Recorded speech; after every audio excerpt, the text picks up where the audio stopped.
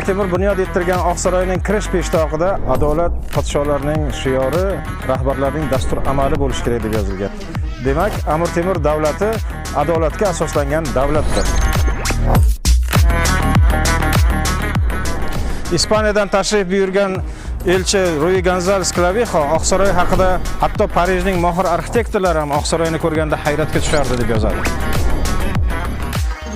Bugungi kunda Oqsaroy me'morchilik yodgorligidan bor yo'g'i 2-3% saqlanib qolgan xolos. Tasavvur qiling, vaholanki Oqsaroy uzunasi 400 metr, eni 125 metrlik juda katta hashamatli saroy edi.